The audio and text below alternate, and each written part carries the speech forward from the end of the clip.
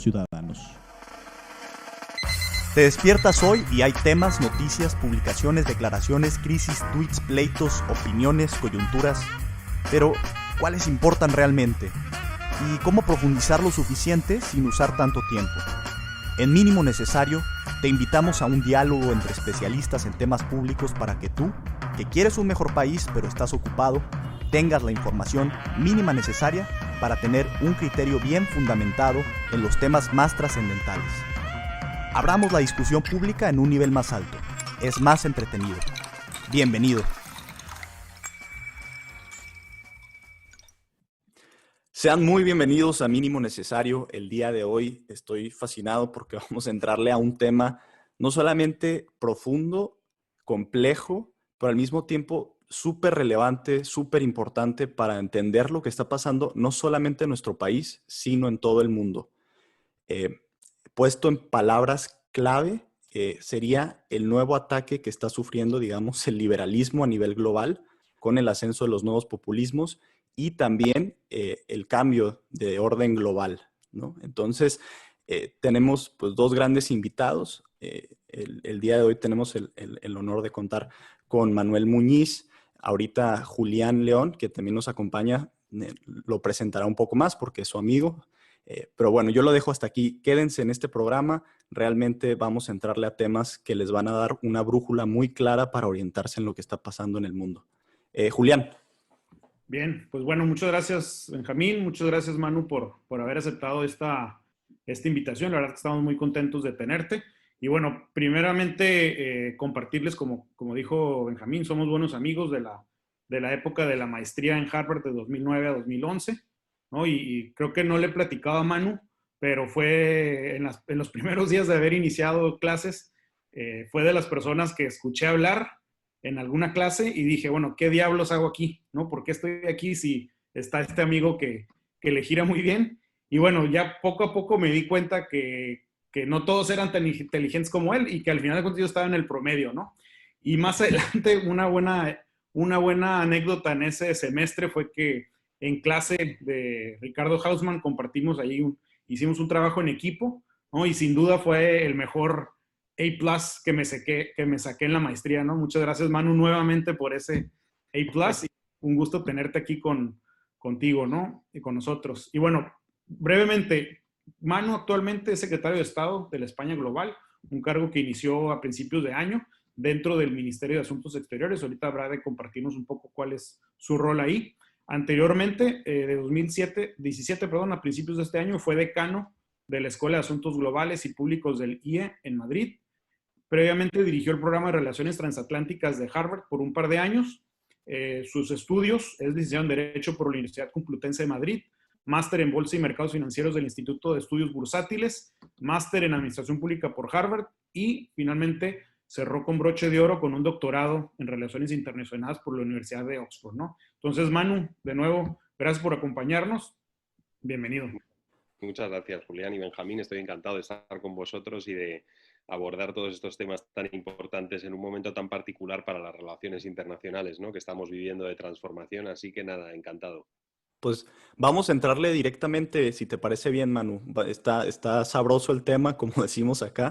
A ver, ¿qué está pasando a nivel mundial con el liberalismo? Y también si nos puedes nada más dar algunos destellos de cómo entiendes desde tu investigación el liberalismo y cuáles son las fuerzas principales que lo están asediando.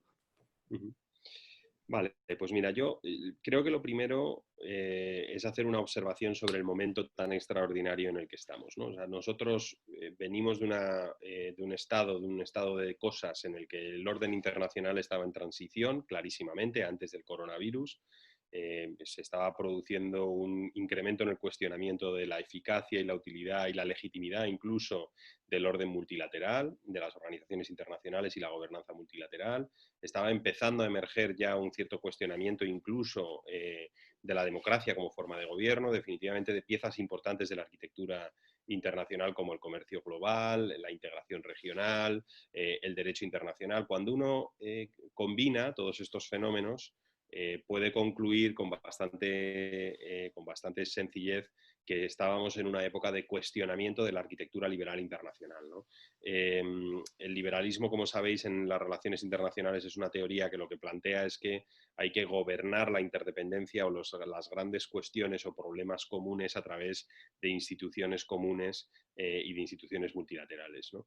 Y a nivel nacional el liberalismo es la fuente fundamental de la democracia representativa, la idea de que los individuos y las minorías tienen derechos inherentes, derechos y libertades inherentes que se tienen que manifestar políticamente, ¿no? Entonces, ese movimiento antiliberal o de cuestionamiento de esa arquitectura era lo que precedió a esta crisis, ¿no? Entonces, ahora nos golpea una pandemia terrible, la peor del último siglo. En algunos lugares ha golpeado con más fuerza que en otros, pero realmente nos ha golpeado a todos de manera bastante significativa, de manera directa o indirecta. En última instancia, todos los países del mundo van a sufrir las consecuencias de esta pandemia de manera bastante clara, ¿no? Y la pregunta que nos tenemos que hacer es qué efecto va a tener esta crisis en las tendencias anteriores, ¿no? Yo creo que esta va a ser una de las grandes preguntas que nos va a ocupar a los que trabajamos en el ámbito de la diplomacia, de la acción exterior o a la academia, ¿no? y la ciencia política. ¿Qué efecto va a tener esta crisis? ¿Va a acelerar las tendencias anteriores de fractura? ¿Las va a ralentizar o las va a revertir, ¿no? Y para responder a esa pregunta tenemos que intentar entender cuáles eran esas fuerzas que venían produciendo esa fractura y el efecto de esta crisis sobre ellas, ¿no? Y os pongo dos ejemplos de esas fuerzas y por qué yo creo que esta crisis lo puede agravar, ¿no? Las puede potenciar. Si no gobernamos sobre todo la salida de esta crisis de una forma adecuada, ¿no? Y son tan solo dos ejemplos, pero son significativos. Uno, el impacto del coronavirus en la economía y en métricas de inclusión es severo. Para que os hagáis una idea, en España 2/3 partes del empleo destruido durante esta crisis sanitaria es empleo precario, es empleo frágil, contratos temporales u otros. Sabemos que esta es una enfermedad que afecta no tanto la enfermedad en sí como sus consecuencias de manera desigual a las comunidades desfavorecidas, a las comunidades rurales y despobladas que no tienen acceso a servicios públicos.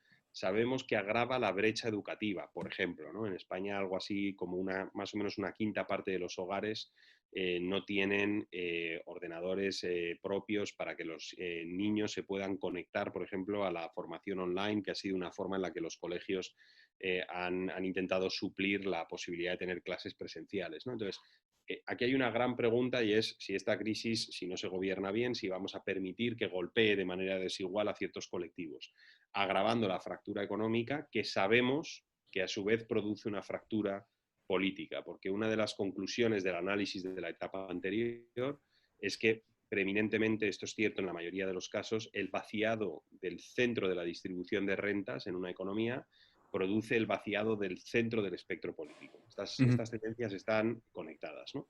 Y os pongo un segundo ejemplo de cómo esta crisis puede agravar la fractura y acelerar estas tendencias de desglobalización y cuestionamiento de la arquitectura multilateral y otros, ¿no? Y es en el campo de la desinformación. Nosotros, la Unión Europea y la desinformación y la deslegitimación de las instituciones públicas y las instituciones de intermediación, que es más allá de las públicas, la prensa, los partidos políticos, el mundo universitario, intelectual y otros, ¿no?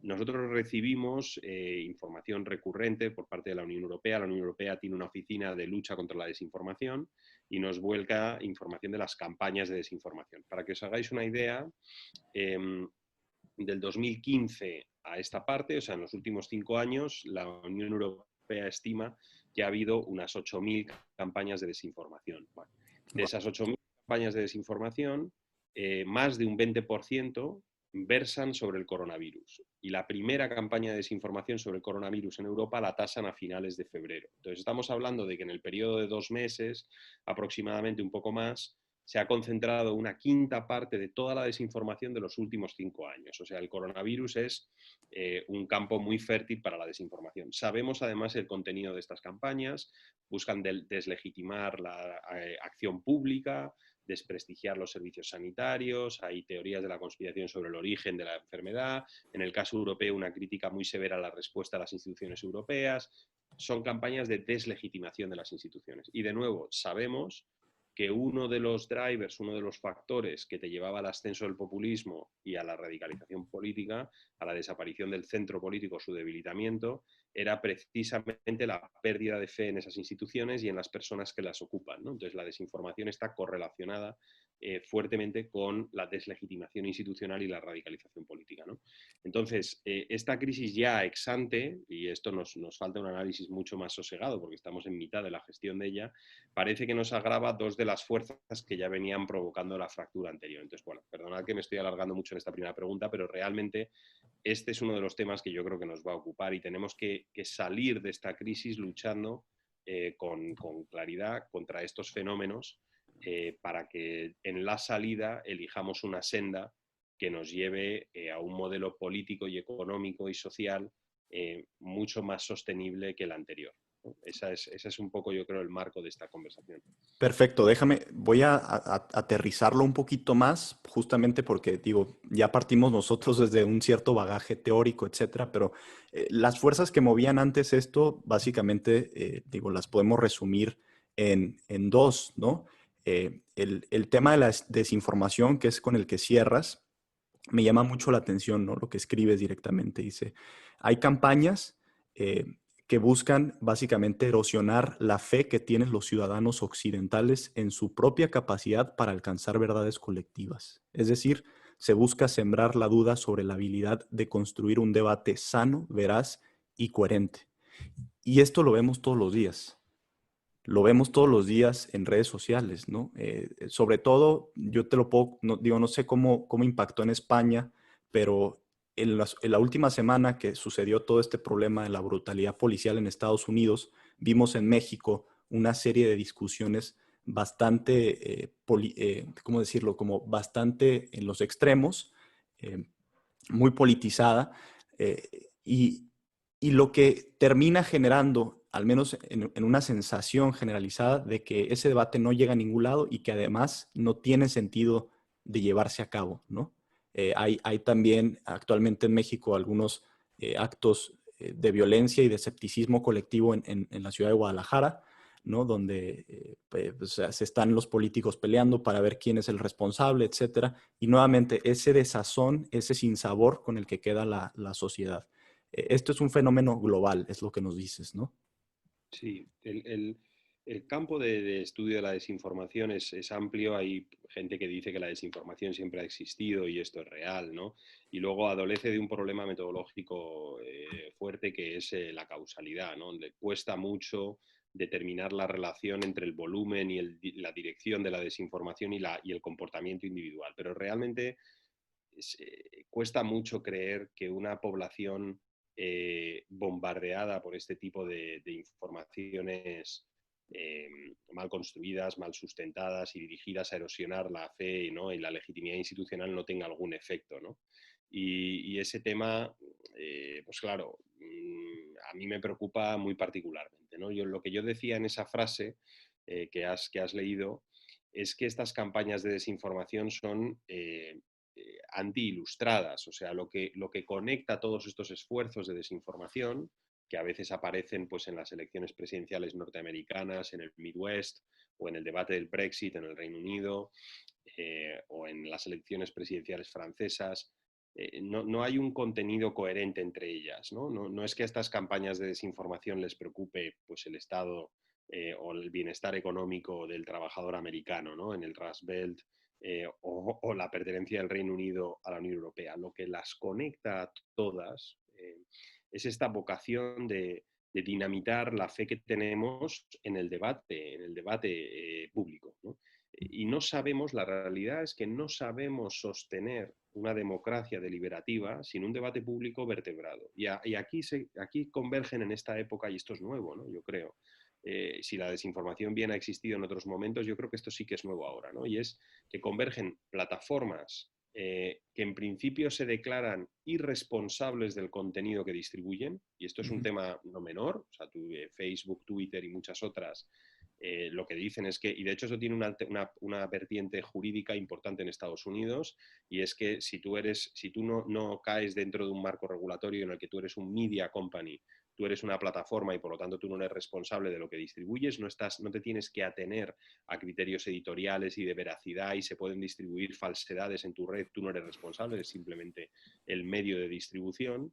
Pero estas plataformas están, por su naturaleza y su capacidad para atraer los recursos de publicidad y otros, están destruyendo o debilitando enormemente los mecanismos de vertebración de ese debate que ya existían, que son básicamente medios de comunicación tradicionales. Entonces nos encontramos con unos actores irresponsables en el sentido técnico de la palabra, que desplazan o erosionan a los actores responsables en ese debate. Entonces se producen las dos cosas, una explosión en la desinformación y un debilitamiento clarísimo de los actores que estaban llamados a ser los guardianes del debate público veraz, etcétera, ¿no?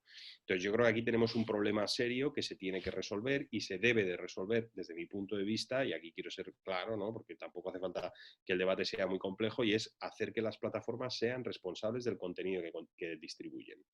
Ellas dicen que son incapaces de sobrevivir sin esa regulación. Bueno, pues a lo mejor no tienen que estar en el negocio de la distribución de información o la vertebración del debate público, tienen que estar para uso privado, lúdico o lo que fuere, ¿no? Pero no nos podemos permitir el no tener esos mecanismos de intermediación bien financiados, bien vertebrados, con equipos de calidad, con un periodismo que es un pilar de la democracia deliberativa, ¿no? Entonces este es un tema que a mí me preocupa mucho y, como os digo, el coronavirus, al ser una circunstancia tan extrema que produce tanto sufrimiento y que se presta tanto a la desinformación, está agravando y acelerando estos procesos. Lo hemos visto, ha concentrado una cantidad enorme de desinformación. Aquí lo hemos vivido de manera evidente, ¿no? Oye, Manu, y digo, continuando con lo que comentas, ¿no? Digo, en el caso específico de México y nuestros vecinos aquí, Estados Unidos, digo, no solo está sucediendo todo lo que has establecido, sino que además los liderazgos formales, ¿no? Nuestros jefes de Estado, nuestros jefes de gobierno, pues entran a este juego de la desinformación, ¿no? Es decir, Trump, López Obrador son, en mi opinión, son parte de esa desinformación, ya que no necesariamente están estableciendo la realidad de las cosas. En el caso específico de México y con todo lo que está sucediendo, cada día vemos más cómo, digo, esto también ha sido de siempre, ¿no? Que el gobierno, pues obviamente en función de sus intereses, establece diferentes datos de lo que está sucediendo, pero en general, tanto Trump como AMLO han venido estableciendo narrativas, ¿no? Que pues van con esta misma ola de desinformación. De hecho, pues bueno, ellos dos son resultado de este proceso que ya se venía dando. ¿Qué podemos hacer como sociedad, no? Es decir, México, Estados Unidos, como, ¿qué hacer ante esta situación en la que los liderazgos son los mismos que le suman a esta situación? Bueno, es que aquí se suman dos procesos, ¿no? Hay un primer proceso que es, creo, un cambio en la estructura del sistema de información, ¿no? Con nuevas plataformas, nuevas redes, capacidad de injerencia desde el exterior, porque muchas de estas campañas se lanzan desde el exterior de los países que padecen estas campañas, y se suma eso a un descontento y una fractura interior, ¿no? Que es una, como os decía antes, ese debilitamiento del medio, esa precarización de nuestras clases medias que se ha producido en prácticamente todas las economías avanzadas del mundo.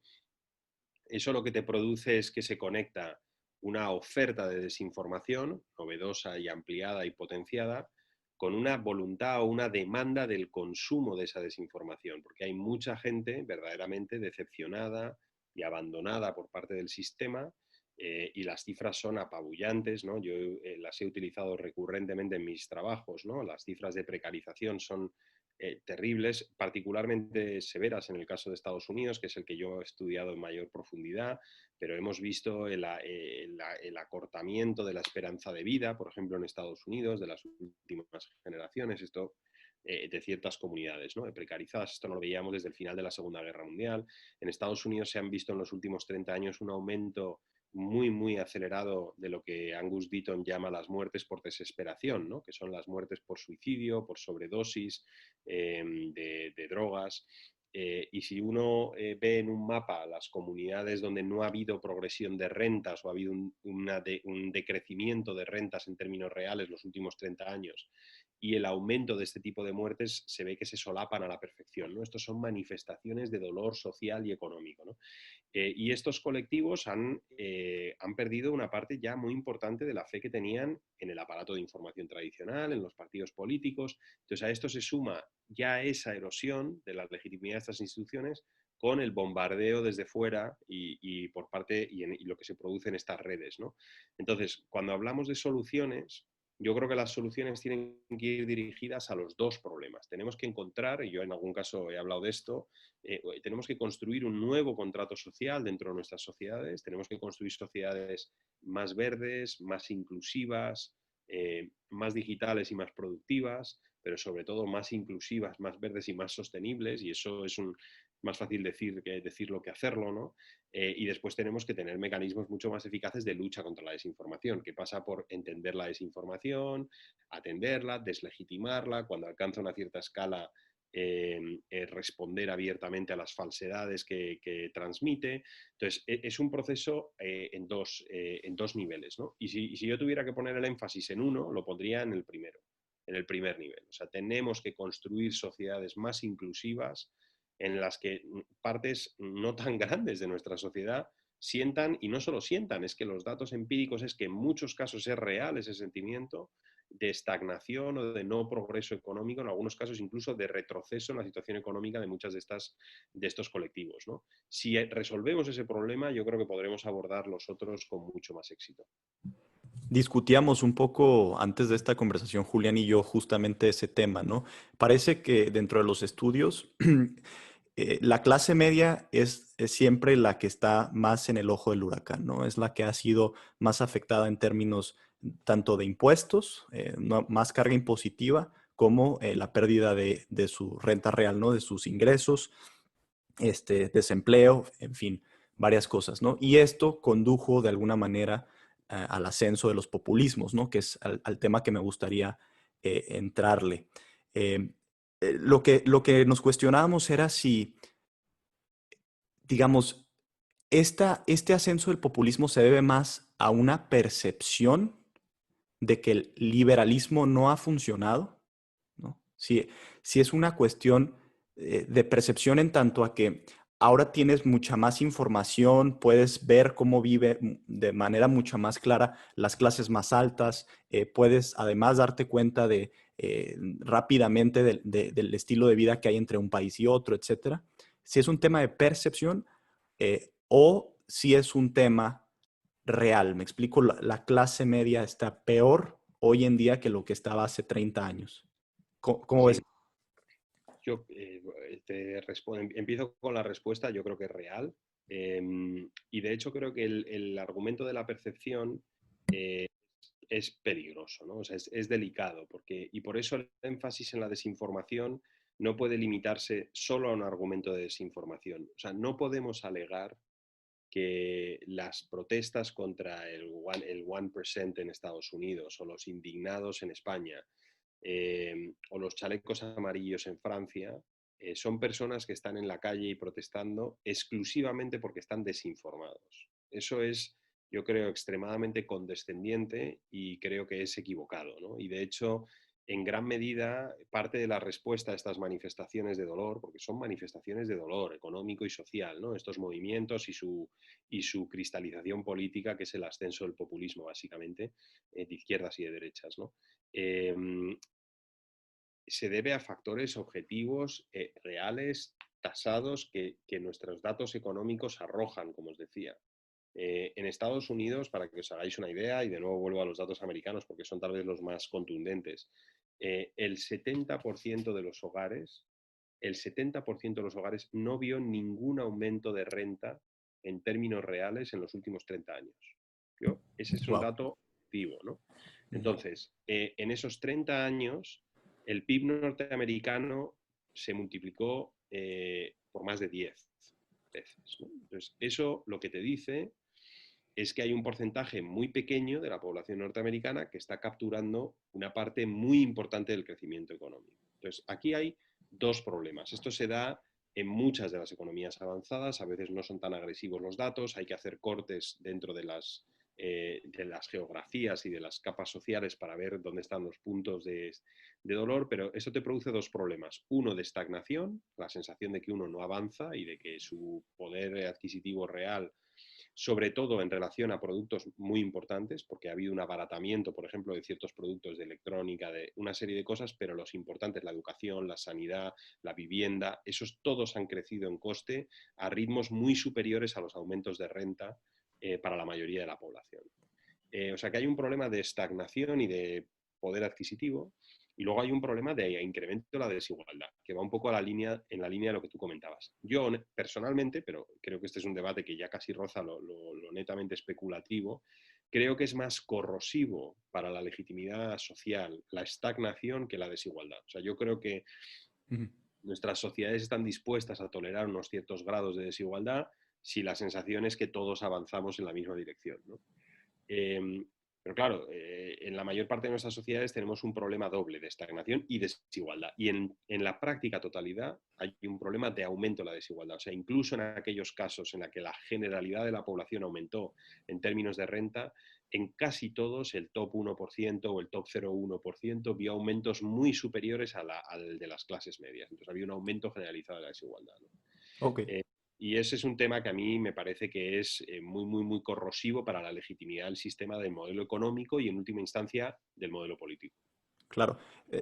¿Quieres decir algo, Julián? Y digo, pensando un poco en el rol actual de Manu, ¿no? En el Ministerio de Relaciones Internacionales de España, desde el rol que tienes actualmente, ¿cómo puedes tú influir o cómo puedes ayudar a fortalecer pues todo esto que has investigado? No sé si desde ahí lo puedes hacer o no.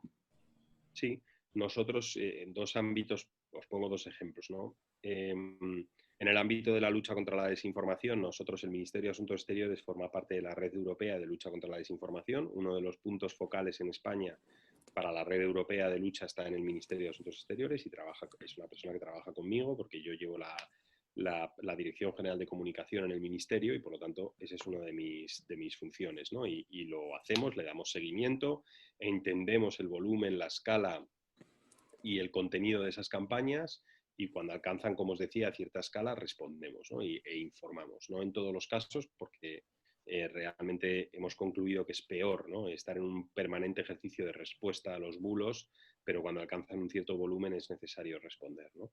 Y es muy necesario también informar a la población de que esto existe y que este es un problema y que deben, por lo tanto, preocuparse de acceder a información a través de fuentes veraces, ¿no? Y en el ámbito económico y de la inclusión podemos hacer mucho, sobre todo desde el ámbito de la diplomacia económica. España ha planteado un proceso a dos niveles en la salida de esta crisis en España. Nosotros básicamente hemos dibujado dos sendas, y yo lo veo así también. O sea, tenemos una senda de recuperación económica que nos lleva por un camino más desigual, menos inclusivo y menos sostenible medioambientalmente, y hay otro camino que nos lleva a una economía más digital, más verde, más inclusiva, más internacionalizada. La pregunta es qué se puede hacer desde la acción exterior para favorecer que tomamos esta segunda senda, ¿no? Y podemos hacer muchas cosas. España ha propuesto, y el Ministerio de Asuntos Exteriores ha apoyado esta cuestión de manera muy decidida, un gran fondo de recuperación económica europeo que ha propuesto la Comisión Europea. Es un fondo de más de 700.000 millones de euros destinado a la reconstrucción de las economías europeas, sobre todo a las más afectadas por la pandemia, precisamente, por cierto, con un énfasis en digital, verde y una serie de prioridades que ha establecido la Comisión, que van en la línea justo de lo que os acabo de decir.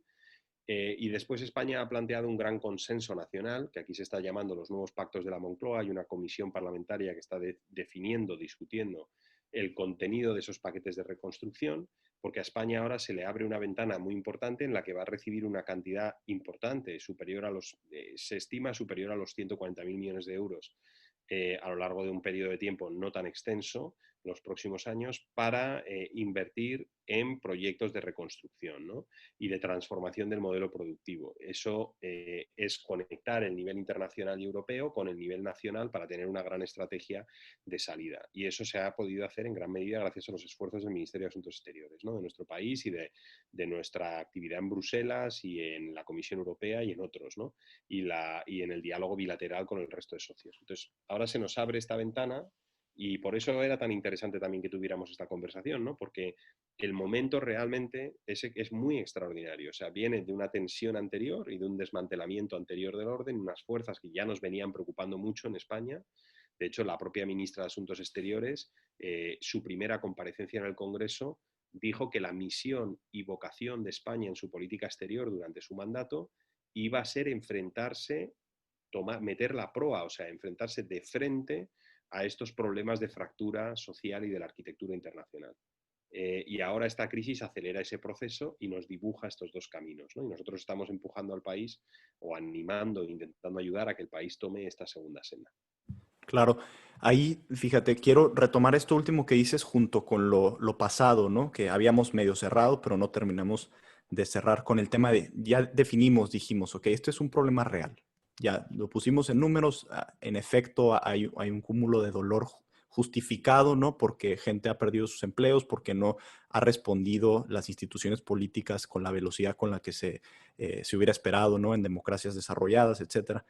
En fin, se podría hacer un caso conciso de que en efecto el liberalismo pues no ha beneficiado a gran parte de la población. Ahora, yo lo que quiero más bien preguntarte y es ahondar en las causas de esto, porque nos podemos perder a veces justamente en terminología, ¿no? Y el liberalismo puede ser muy, muy amplio, pero lo que sería interesante ver es justamente las dinámicas empresariales que generaron esta nueva tendencia, ¿no? Este vaciamiento del que hablamos de la clase media.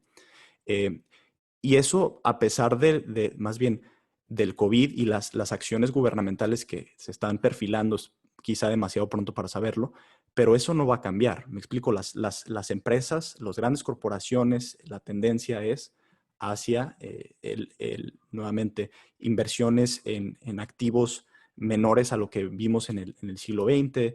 También pues, son empresas de pocas personas donde se concentra una mayor cantidad de riqueza, no se distribuye igual, no dan tantos empleos.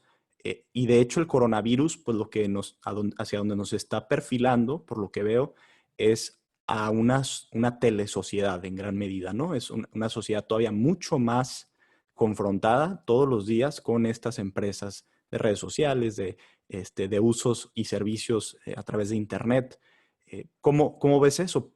Me da la impresión de que se pudiera incluso profundizar el fenómeno económico, dado que pues estas empresas de hecho van a tener un auge aún mayor del que habían tenido anteriormente. Uh-huh.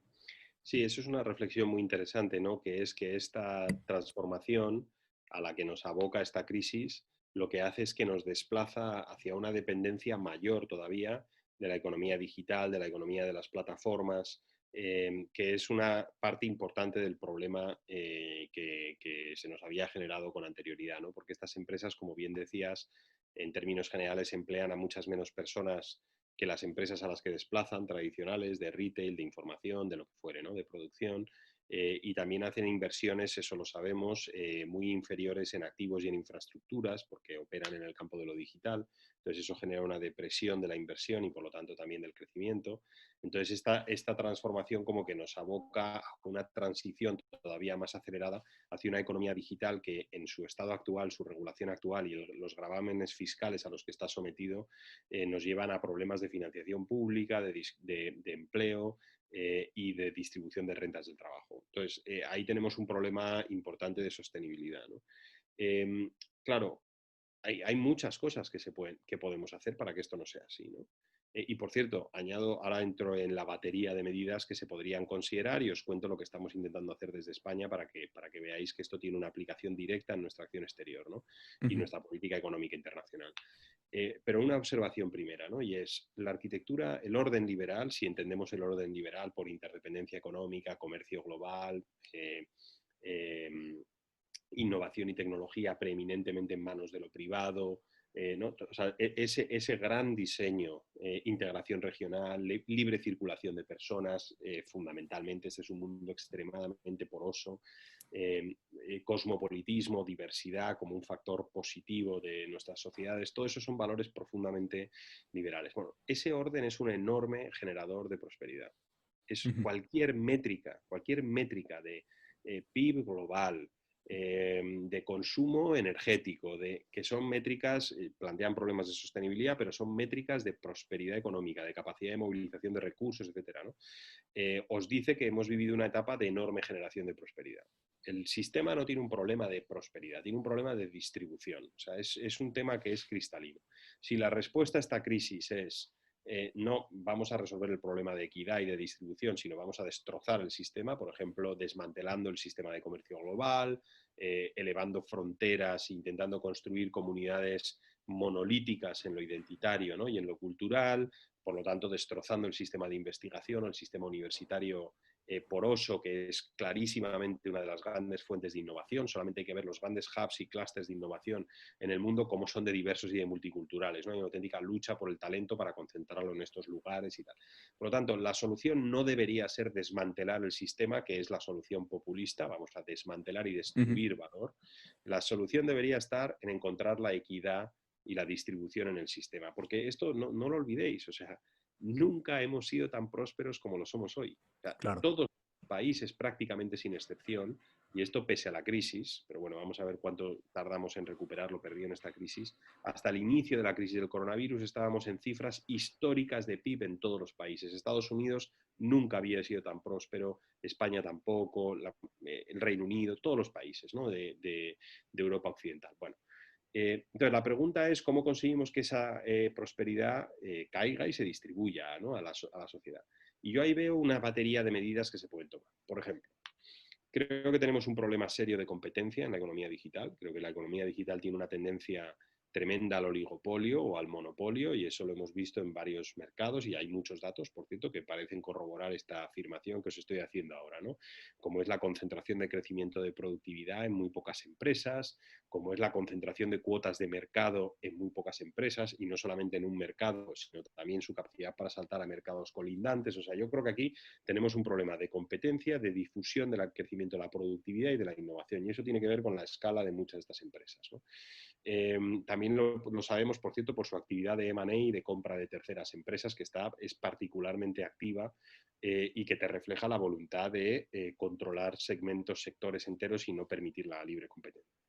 Tenemos un clarísimo problema de tracción fiscal en el entorno digital. Esto lo sabemos. Hay un proyecto ya, una propuesta en la OCDE. La OCDE está intentando elaborar un nuevo marco de fiscalidad para lo digital que permita que estas empresas básicamente pagan impuestos allí donde tienen sus actividades y no a través de estructuras fiscales muy complejas, y la propia naturaleza de la actividad digital se puedan permitir el no pagar impuestos donde tienen actividad, sino concentrarlos en lugares con presiones fiscales ínfimas. Y entonces, de nuevo, esto vuelve a ser un problema serio porque tú tienes a estas empresas desplazando otras, generando menos empleo, por lo tanto desplazan empleo, desplazan ingresos en otras que sí que tributaban en las jurisdicciones fiscales ordinarias, y no contribuyendo a las arcas públicas, y tenemos un problema de financiación pública en la mayor parte de nuestros países, pese al hecho de lo que os decía antes, de estar en niveles de PIB históricamente altos, ¿no? Entonces, ahí ya, por ejemplo, ya tenemos dos cuestiones importantes donde tenemos una capacidad importante de actuación: competencia, fiscalidad de la economía digital. Y eso, ya solamente esos dos cambios, yo creo que producirían una serie de dinámicas, yo creo, muy positivas, tanto en términos de ampliar el espacio de innovación y de emprendimiento, la diseminación de productividad y el incremento de tracción fiscal pública para financiar bienes y servicios públicos tan importantes pues, como son la sanidad, la educación, la digitalización de la administración pública o lo que fuere. Hay muchas más, y yo he publicado sobre esto, de hecho, recientemente un artículo para BBVA Open Mind, que es una serie de libros que publica el BBVA, donde planteábamos más de un decálogo de medidas con todo tipo de sugerencias, pero son medidas que favorecen fundamentalmente la equidad del sistema, ¿no? Esa es la clave del mensaje. Ok, perfecto. Entonces, ya con estas medidas, digamos, podemos irnos perfilando hacia el cierre. Yo, obviamente, escucho todo esto, Manuel, y digo, estamos en otro mundo en México. O sea, estamos en otro debate, estamos fuera de este debate completamente, lamentablemente.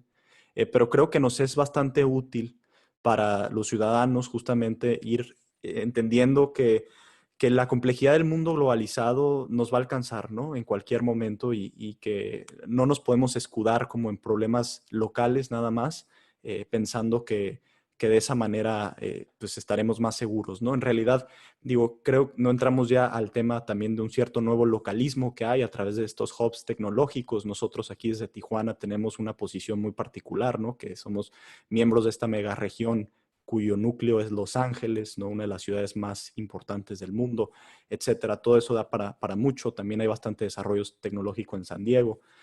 En fin, creo que, como dices, pues hay medidas políticas que efectivamente se pueden implementar. Creo que para ello es importante estos grandes esquemas de integración regional, ¿no? En México lo vemos a través del Tratado de Libre Comercio de América del Norte, por ejemplo. México también es uno de los países con más tratados comerciales del mundo y sin embargo no ha resultado, al menos en la percepción pública, ¿no? En mayores ingresos. Cuando sabemos que si nos vamos a los números, nos vamos a las cifras, pues esta integración siempre deriva en más acceso a bienes y servicios de más alta calidad. También aumenta las rentas, ¿no? En zonas específicas. En fin, son muchos los temas. Me gustaría que pues, Julián nos comentara algunas reflexiones finales y ya con eso nos perfilamos al cierre. Sí, un poco ahondar sobre lo que comenta Benjamín respecto a México, ¿no? Yo creo que una gran diferencia entre México y España o la Unión Europea es que realmente en México no hay el espacio para voces, ¿no? O sea, yo siento, digo, esa es mi percepción, ¿no? En España, en la Unión Europea, más personas tienen voz, ¿no? Y en México, muy pocas personas tienen o tenemos voz, ¿no? Entonces, creo que esa puede ser uno de los catalizadores de por qué en México pues no estamos atentos a lo que está pasando en otras partes del mundo porque ni siquiera estamos aquí localmente conectados, ¿no? Y ni siquiera tenemos una voz pública aquí localmente. Entonces, digo, hay mucho creo que podemos aprenderle a España, ¿no? Digo, creo que va mucho por ahí y bueno, de nuevo, Manu, agradecerte esta charla, esta plática. Pues invitamos a todos los que nos están escuchando a que la compartan con más personas, ¿no? Que creo que ha sido una de las conversaciones más enriquecedoras que hemos tenido.